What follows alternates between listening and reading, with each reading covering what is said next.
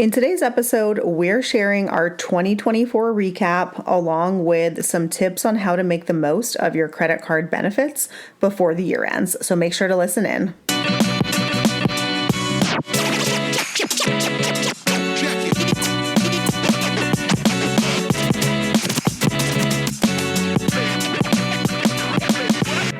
Hi, I'm Rhea. And I'm Dwayne. And we are your hosts of the Travel Party of Five podcast, where we share how we travel as a family of five around the world. We will also share how we use points and miles to travel as affordably as possible and sometimes even completely free. So if you're wanting to travel more with your family, but you're not sure how, we'd love for you to listen in. So welcome to our podcast where we hope you learn a thing or two to get you closer to your next trip.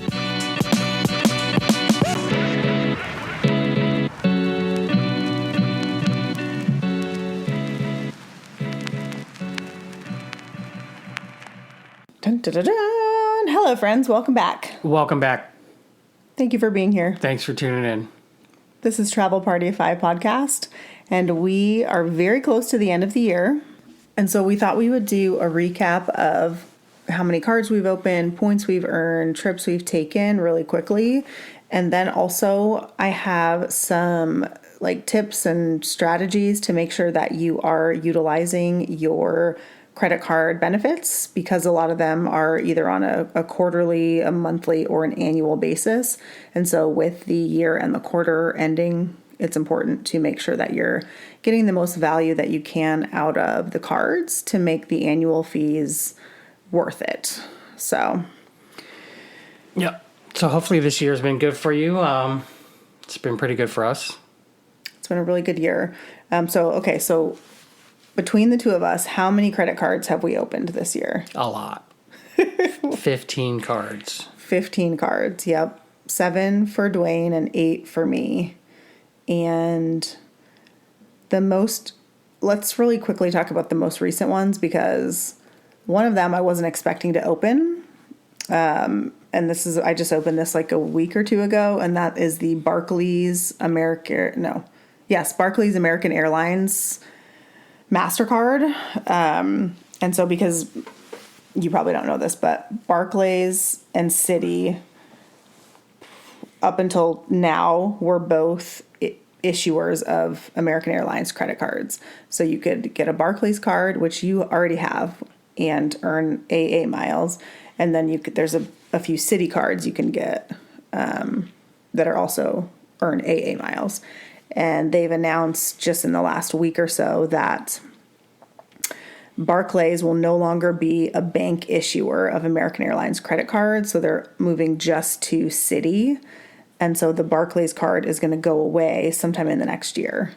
So you already have that card, but I applied for that card for myself because it's a fantastic card, and you only have to make one purchase on the card and pay the annual fee, and then you get the miles. And there was an elevated offer when I signed up. So we're going to get 70,000 AA miles once I buy a pack of gum or something on the card. Yeah, it's the easiest way to get miles. Do a lot of cards do it that way? No, right? No, that's pretty rare. And so the downside is it does take up a 524 spot. So I am now currently at 524, which is a bummer, but I have another card that's going to drop off next month, so I'll be under shortly. So that's why I decided it was worth it. And if you didn't already have it, I probably would have applied for you too, but you already have it, and we've already used those miles. So, okay, so 15 cards opened this year. In my opinion, that is a lot of credit cards. Anyway, I'm sorry. And you can do that every year to get those miles? Well, not anymore because the card is going away. I think generally, yes, you want to keep the card open for a year, then you could cancel it. And I'm sure there's some kind of language around when you would be eligible again. I don't know what it is for that specific card anymore. But since it's going to be going away in a year, probably not. Well, I mean, maybe we'll try to see if I can cancel yours and then wait a month and reapply you before it goes away. I mean, I wouldn't be opposed to that. But we'll just have to see, because the card is probably going to go away well before the year is over, if I had to guess. Okay, so 15 cards opened. Again, that's a lot. I think if you're not opening 15 cards a year, like I wouldn't stress out about that. I wouldn't feel like you're behind. It's a marathon, not a sprint. We just went really hard this year because we have some big trips planned for next year. And so I think if you're only opening a few cards a year, like that's still totally fine. As a side note, also our credit scores are still the same pretty much as they were at the beginning of this year. So that's also great. Yep. Do you want to tell everyone how many points we've earned this year? So far this year, we earned 1,370,000 points, which is a lot. Yep. And there's so a few of those cards that we've recently opened, we haven't hit the minimum spend for. So we have actually 2 that we're working on right now, plus the American Airlines card, which that I don't really count that because you just have to make one purchase and there's no minimum spend really. So 2 of those cards that we've opened, we haven't earned the points for yet. And one we will for sure by the end of the year. The other one probably not. Dwayne just got approved for the Amex Gold personal card. And so That means I'm rich. do you want to tell the story about the card? I just, growing up, whenever I saw someone pull out the American Express Gold card, I just, for some reason, just thought they were rich. Mm-hmm. And now that I got one, you feel rich. I know, yeah, I feel rich, but I'm not rich. We have a rich life. It's not necessarily money rich always, but yes. No, I can agree with that. Yeah, so 1.3, almost 1.4 million points with some more to come. And that is, so I want to add, that is only welcome offers. So that does not include referral bonuses or points from when we each refer each other to cards. That's really the only place we get referral points from. And it also doesn't include like Rakuten or any kind of stacking points options like that. So that is only welcome offers. And I think that's pretty exciting. I mean, for sure. As for trips taken, I mean, we've done podcast episodes on every single trip we've taken. So I'll just quickly recap. Tell me if I'm missing one, because when I was making the list, I felt like the list was kind of short. I don't know. So as a family, we did Costa Rica. We went to That was in March. That was in March. We didn't go anywhere January, February? No. Oh, I did forget the Grand Cayman. Okay, yeah. So we did Costa Rica in March. We went to California twice, I think. We did Huntington Beach, and we also did a week in San Diego. Yep. And this is as a family. And then we did went to Kauai. Yep. For fall break. Dwayne and I went to the Grand Caymans. Yep. Just the 2 of us. We also took 2 short weekend getaways. One to New Mexico. Albuquerque, yep. And the other to San Diego. San Diego. That was just recently. Yep.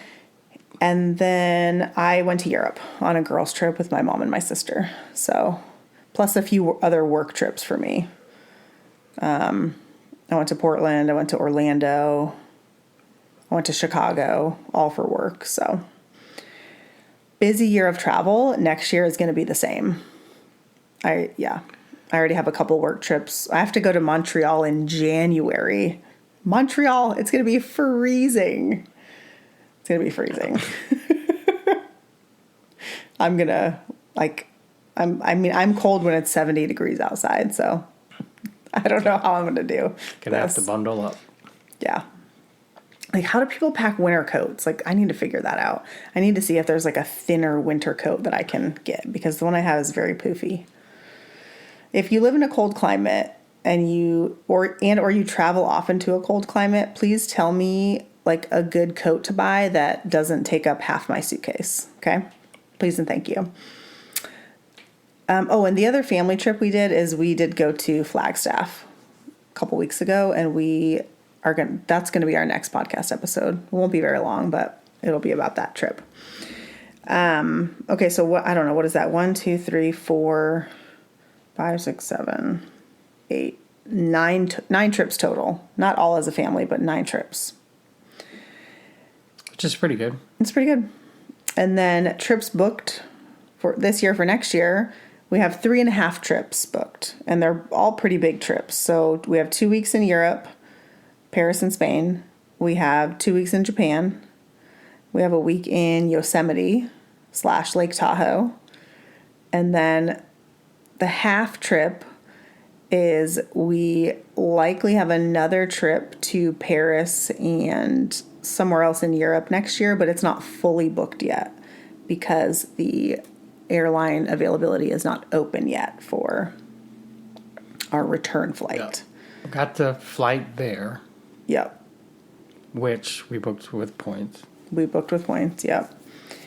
And waiting on the return flights to pop up and make sure that they are the point price that I want to pay in order to know if we can make the trip happen. And from there, we'll book hotels because there's 2 different airports we could potentially fly out of, and they're not super close to each other. So the airport that we fly out of will determine the hotels that we book, if that makes sense. So anyways, okay. So yeah, that's our year. 15 cards, I'm going to call it 1.4 million points because we have some more coming. And again, we're just 2 regular humans with full-time jobs that still manage this hobby and have gotten a lot of travel. Oh, I'm sorry. I totally forgot. I buried the lead here. I also calculated how much money we saved in travel this year by using points. Which is pretty shocking. It was a lot of money. So the way I did this is I basically just, like when I book a trip, I look at what the cash price was and I put it in a little document, and then I add up, like, what did we actually pay? Like, if, because when you do flights, you pay taxes and fees, right? If you were to pay cash, you would pay those same taxes and fees. So I basically added up what we paid versus what the cash price would have been, and then subtracted. Okay, the total amount of travel that we got for free in 2024, and when I say free, it's in quotation marks because we used points, was $41,201.68. $41,000 It's a lot of money. that we didn't pay. Now, that doesn't include like food costs or activity costs or anything because we don't use points for that. But this is like all flights, all lodging that we used points for. And now I will say the one thing that it doesn't include is credit card annual fees. And so I do want to be super transparent, and I'm going to share what we paid in credit card annual fees as well for the year. This is between the 2 of us. And this is, again, remember that we opened 15 cards because the number is pretty high. So we paid $4,254 for credit card annual fees. However, I need to, if that number freaks you out, I need to pause and take a minute because that is what the annual fees cost, assuming you are not utilizing any of your credits on any of those cards. And we use almost all of the credits on our cards. So, for example, the Chase Sapphire Reserve card has a $550 annual fee, but $300 of that is an annual travel credit that we use every single year. So yes, we're paying it, but we're also getting the money back, if that makes sense, when we book anything that codes us travel on that card. Same thing with the Capital One. It's a $395 annual fee for the Venture X, but it comes with a $300 travel credit, and that's usually where we would book a rental car or something. And those 2 cards come with club access at airports. Lounge access. Lounges, yeah. Yes. Which is, every time you go there, you spend at least...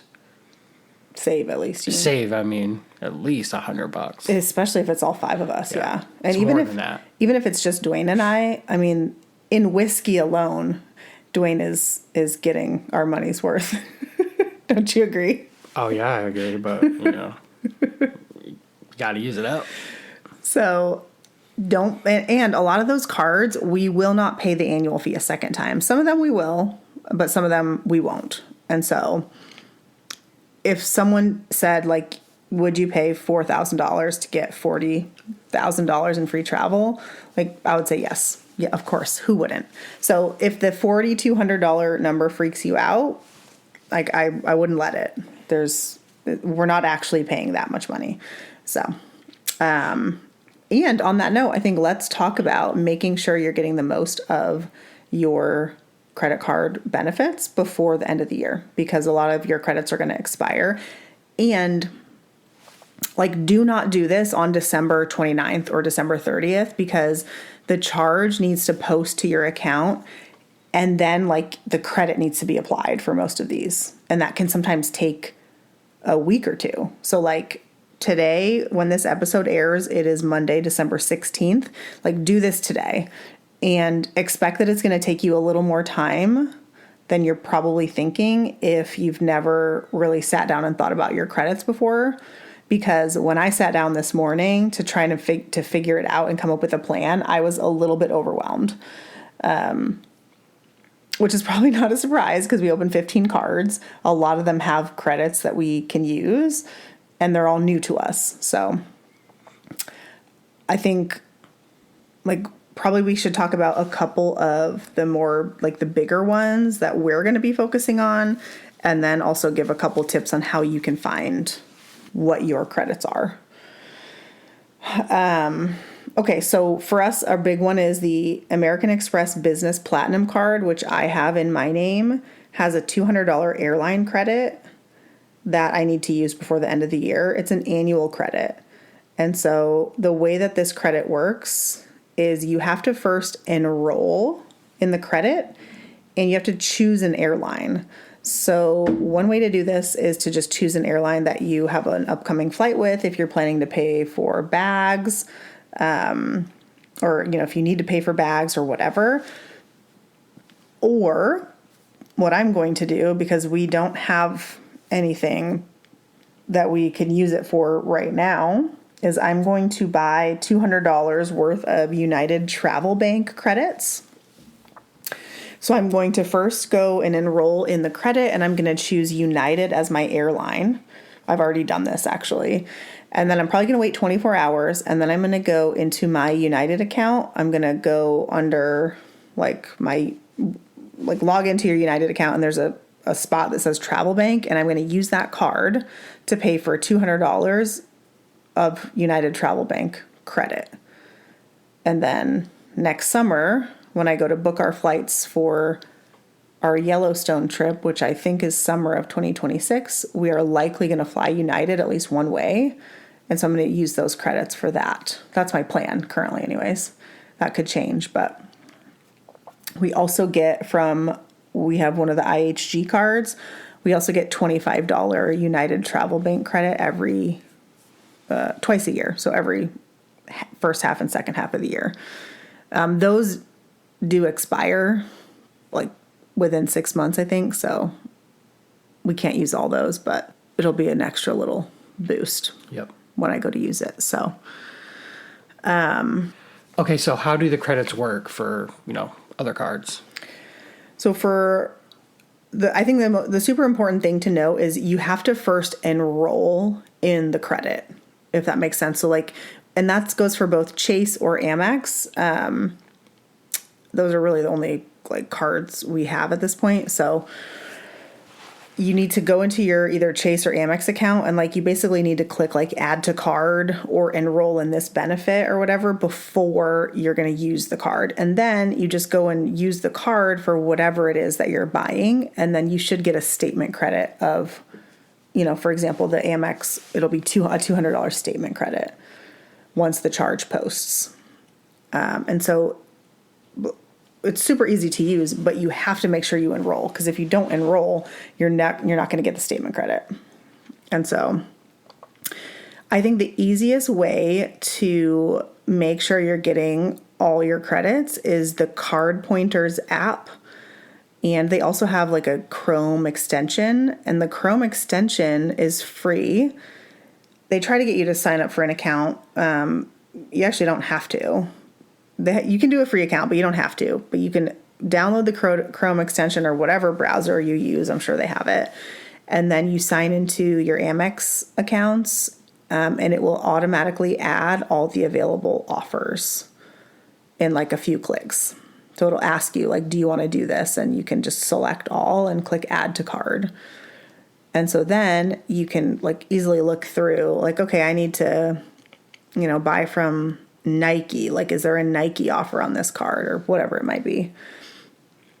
Yeah. And so I think that's has been super helpful for me. And then I also, in the app itself, the Card Pointers app, you add in the credit cards that you have, and then it will tell you, like, you have your $5 DoorDash monthly credit available. And then you just have to manually like slide the bar to say like, yes, I've used this credit, or, obviously don't slide it if you haven't. And it's a good reminder. So like we have a bunch of credits that we have to use. And once I use them, I'm going to go through and swipe that we did it. And it's probably worth noting that the credits available to us based on the cards we have is $4,113. And remember what we paid in annual fees. What did I say? $4,200. 40 something bucks. $4,254 is what we paid in annual fees. And we have available to us $4,113 in potential credits. And so now, can we use all of these credits? No. Like there's an Indeed credit on the MX Biz Platinum that I just have no use for, and so we won't use it. But will we use most of them? Yes, 100%. How would someone use money on Indeed? Well, it's a business card, so it's like if you have to make a job posting or something like that for your business, but we don't have that for our business. So, yeah. And so I highly recommend the Card Pointers app. It is completely free to use. They do have like a premium thing. I don't pay for it, although I could see there's value in it, because I think if you pay for the premium, you can type in like, let me use my Nike example. So I need to buy something from Nike, and it will tell you like which cards have the Nike offer. Okay. Without the premium, you have to go through each card and check. So I can see that where it would save you time if you have a lot of cards like we do. Yeah. Like we do now. Sounds very helpful, but yeah. So when you have someone like you on our team, we don't need that. No, I do need that. I use that. Yes. I use that because it's just a lot. It's a good way to make sure, like, okay, I'm making sure to use these credits. Like, people joke that Amex is like, they call it a coupon booklet, and it really is kind of like that. And it's a little bit annoying, honestly, to have to jump through these hoops. But the alternative is to pay $4,200 in annual fees and not get anything back, which is not my jam. So, do you know the difference between jam and jelly? Oh my gosh, we're not telling that. Yeah, we're not telling that joke on this podcast. It's for a different show. I feel like that's it. I feel like that's our recap. Yep.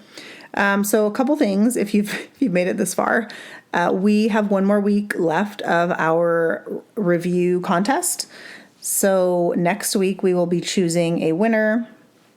The way that you can win this raffle to win a $50 gift card to the store of your choosing is to leave us a review on iTunes or Spotify or wherever you listen, and email us a screenshot of that review, and then you will be entered into a raffle to win a $50 gift card.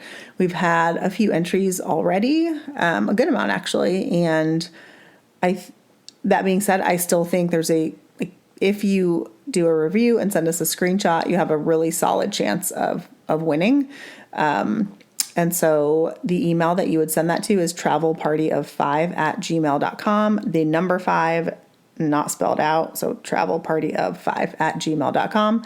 And again, leave us a review wherever you listen. We super appreciate it. It helps more people find our podcast. And Yeah, we would appreciate it. And thanks for listening. yes, thank you very much. We hope everyone has had a great year. We have one more episode to go before the end of the year. And then we are likely taking a 1 to 2 week break before we are back in 2025. And I already know our first 2025 episode is going to be like our strategy for the upcoming year when we don't have any points left because we have used almost all of them. Yeah. So, yep. Okay. Thank you all for listening. Don't forget to leave a review. Send us a screenshot so we can get you entered into the raffle, and we'll catch you on the next one. Yes. Thanks again. Have a good one. Bye.